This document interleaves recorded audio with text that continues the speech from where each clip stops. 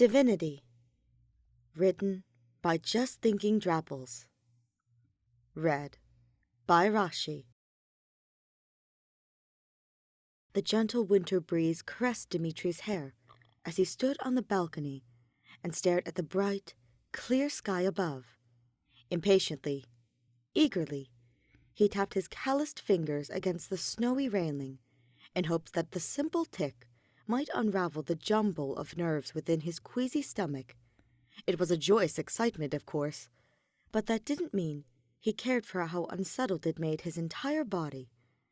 He sighed and watched the puff of his breath scatter around him, like early morning fog rolling off the river. Claude said he was coming for a visit today, but he had yet to arrive, and Dimitri was becoming increasingly worried about his beloved. Had he gotten the dates wrong, he wondered?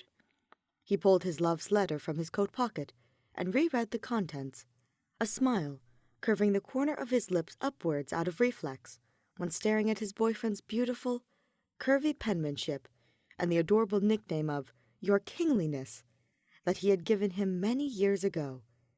His words had been short, perhaps since he was pressed for time, but they were not devoid of love in the slightest.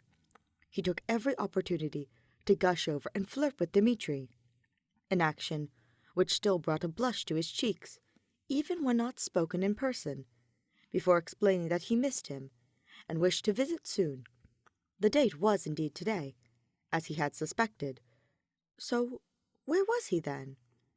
Dimitri shook his head as he carefully folded the parchment and placed it back into his pocket. He tried to remind himself that Claude was very busy. He was also a king, after all. Maybe he was running late due to some meetings or an unforeseen crisis. Or maybe he wasn't coming at all and had yet to send his reason as to why his trip needed to be delayed. Of course, there was also the potential that something bad had transpired. No, he would not allow his mind to go there. Claude was fine, he told himself, as he closed his eyes, his grip tightening roughly around the railing once more.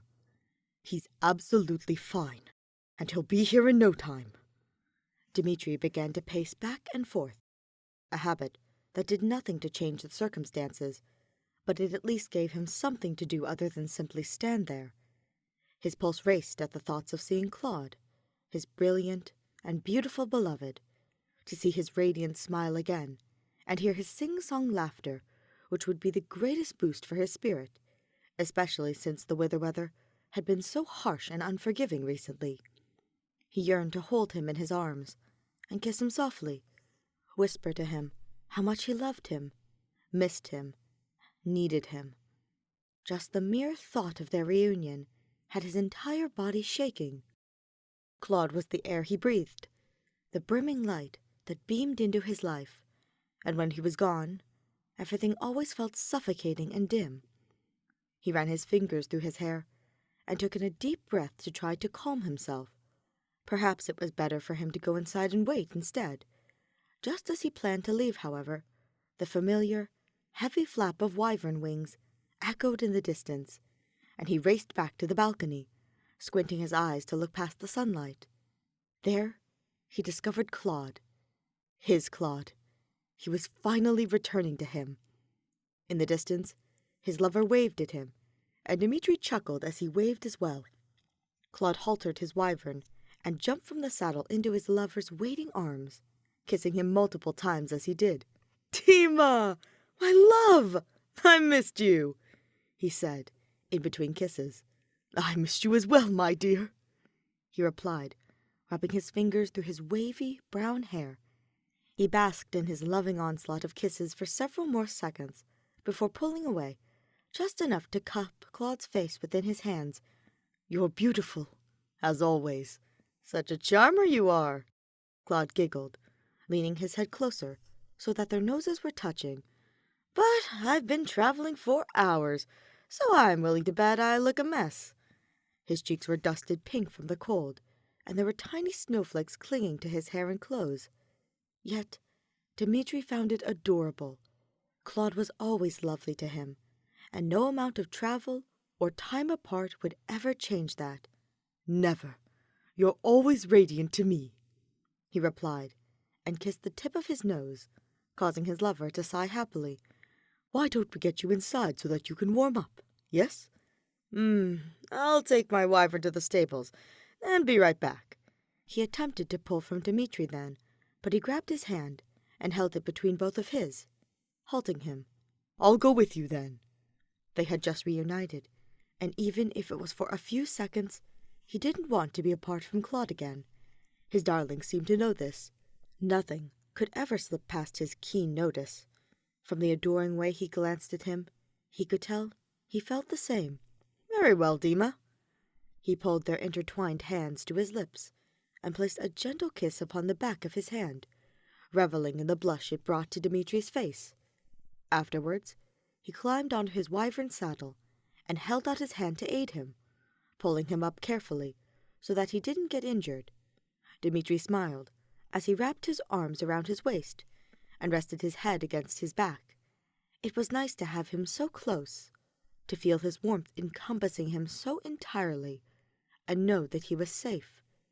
Everything became Claude, the divine scent of his earthly shampoo that wafted off the back of his hair, the steady beating of his heart that soothed Dimitri's endless nerves, the gentle rumble of his voice as he gave his wyvern the command to take off once again. He wanted nothing more than to be with him for the rest of his life, and if this visit went as well as he hoped it would, then perhaps his desire would become reality. He decided not to think on any of that, though, as he allowed his mind to drift in the cool winter winds brushing over his face, and listened to the angelic hum of Claude's voice as he stirred them towards the stables. They stumbled haphazardly into Dimitri's room, too distracted by kissing one another and allowing their hands to wander over each other's bodies, rather than focusing on where they were walking. Claude closed the door behind them and locked it with a soft click before bringing his hands to the buttons of Dimitri's blouse. He was successful in undoing the first two, and relished in the soft, delightful groans echoing off his lover's lips. Dimitri also tried to work on undressing Claude, but his fingers were shaking so badly that he only managed to get one button free by the time his own shirt was nearly open. He realized dimly, though, that if he were to have the evening go as planned, he must halt their attempts to copulate, if only for the moment. So reluctantly, he gently wrapped his hand around Claude's wrist and pulled from their desperate kisses. His boyfriend pouted adorably at the loss and his inability to continue undressing him, a fact which made Dimitri laugh. "Patience, beloved. There will be time for that later. You must be tired after your journey, after all. So I thought we could relax and warm up by the fire for a little while first. I fear the fire is not as effective of a method of warming up as our current activity," Claude told him, winking teasingly as he wrapped his arms around his neck. "But I do admit I'm exhausted." "Then, for now, let us rest." Dimitri led him towards the roaring fireplace, where a cozy blanket and an array of fluffy pillows were already waiting.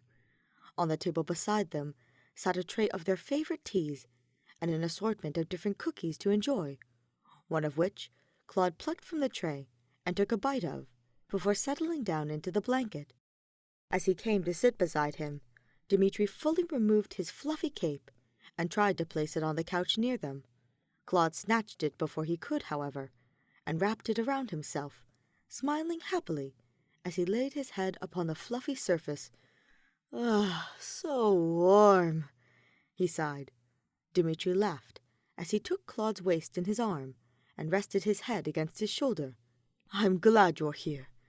Our time apart always felt so torturous." "I agree. I wish we could always be together like this." "As do I. Perhaps we can," he thought, but dared not say. Not yet, at least. Instead, he took one of Claude's hands in his own and ran his fingers over the base of his ring finger, tracing lazy, half-circles around it. "Your absences are as harsh as the sun during heavy snowstorms. The same goes for you. Every day that I don't wake up by your side is unbearable. He huffed and scrunched the cape tighter to his chest. It's unfortunate we are so busy all of the time. Of course, it's not as bad as it was during the war, but still. Dimitri hummed and tightened his hold on his lover's waist, worried that if he let go or looked away for even a single second, the man might disappear from his presence entirely. We used to spend a great deal of time together in the academy, though. Do you remember? He kissed Claude's neck then, and caused him to giggle. Of course I do. Sneaking around and staying up for so many hours to talk and make out, among other things. You hogged the blanket back then, too, Dimitri teased. It was always so cold. But my exhaustion after every encounter, and a lecture from Sedith the next time I was nearly late to class, was always worth it. Every moment with you is worth it. You're too sweet, Dima. I hope you know that I feel the same. No moment with you has ever been a waste. He turned his head to kiss his lover's cheek softly, and smiled as Dimitri nestled closer to him. You know, though, I'd much prefer to think about our futures than our past. He started, his heartbeat racing rapidly within his chest. Oh? And what might you mean by that, my love? Claude asked with a curious raise of his brow. He leaned back against him, but paused when he felt something hard against his back, and his eyes grew wide. He smirked at him teasingly.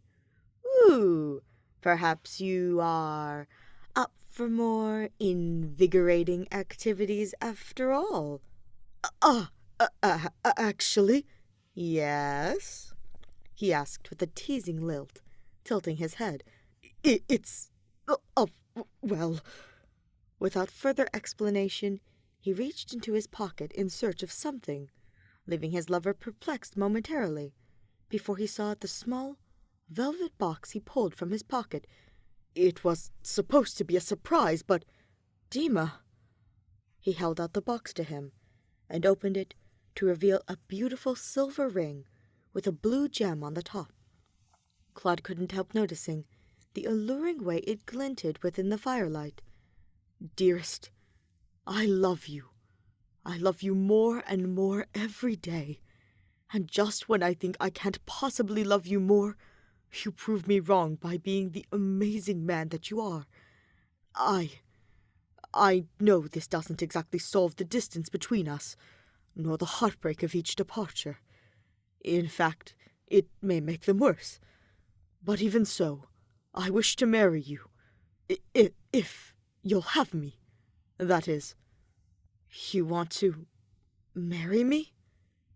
He said in disbelief, as he stared at the ring through teary vision. He turned his gaze to Dimitri's, and brought his hand rising to rest against his cheek, as he placed a tender, adoring kiss upon the man's lips. Sweet, adorable, lovely thing. Yes, yes. Is that a... Dimitri began, as he pulled away, and was instantly cut off by Claude's chuckling. Of course it is a yes, you silly man.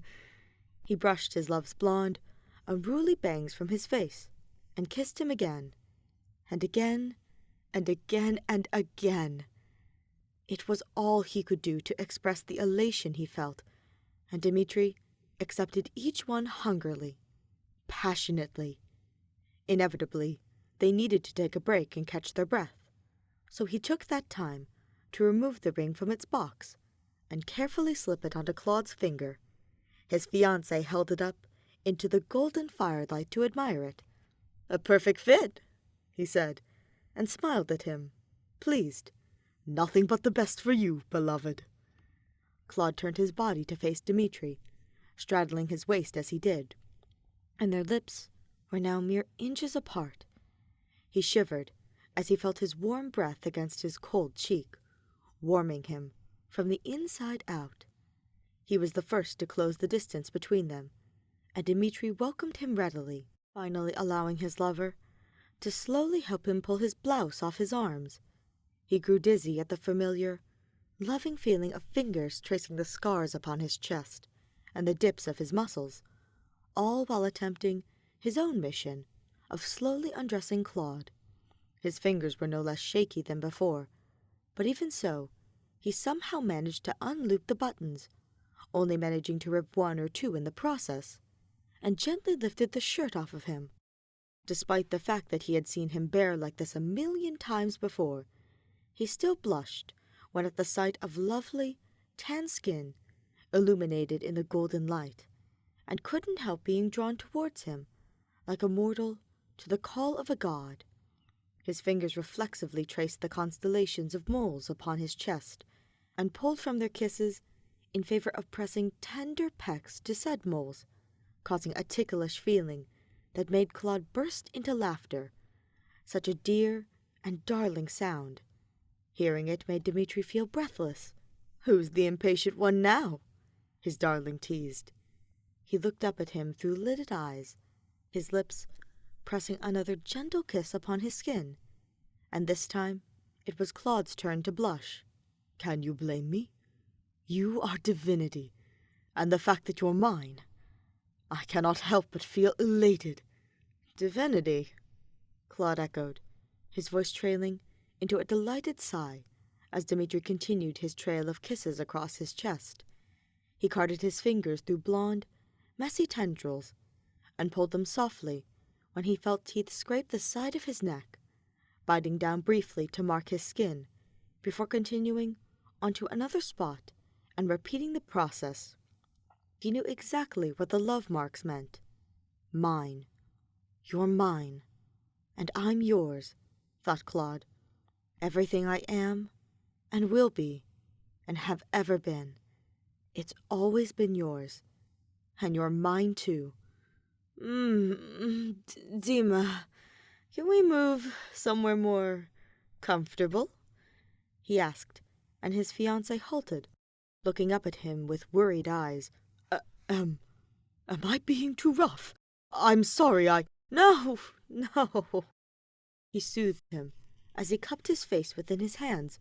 "You're perfect. I just want to move somewhere a little more relaxing for the both of us." "Anything you wish," Dimitri replied, and stole one last kiss upon his lips, before standing and scooping him up into his arms. Reluctantly, Claude allowed the cape he'd been cuddling to fall to the floor as he wrapped his arms around his neck and allowed him to carry him to the bed. As ever, Dimitri was gentle with laying him onto the mattress, but he refused to release his hold on him and brought his lover down with him in a chaotic tangle of limbs and laughter. More kisses were peppered over his nose, his cheeks, his neck, and Claude returned them with pleased sighs and gentle strokes across Dimitri's back as his fingers drew small shapes into the pale skin upon his back. "I love you," he told him, and it wasn't the first time he'd said it, nor would it be the last. But even so, Dimitri's face flushed an endearing shade of red. So cute. He ceased his kisses and stared into Claude's eyes, hoping to get lost in them, as a sailor did when meeting a siren at sea. Carefully, he brought his hand to brush away the curtain of bangs, attempting to hide his lovely face from view, and brought their foreheads together. "I love you too," he whispered, and it sounded as reverent as a prayer. It was as if he thought Claude really was a deity, and he was his devoted worshipper. Divinity. You are divinity. Claude felt tears beginning to form, and he wasn't sure why. He hid them by closing his eyes and pulling Dimitri closer, closer, until there was no room left between them. Still, it was not enough. He'd never had someone so wholly his before, and feared he was becoming greedy for his affection, desiring it always, and only for him. Dimitri would give himself to him gladly, though. Anything he wanted. Forever.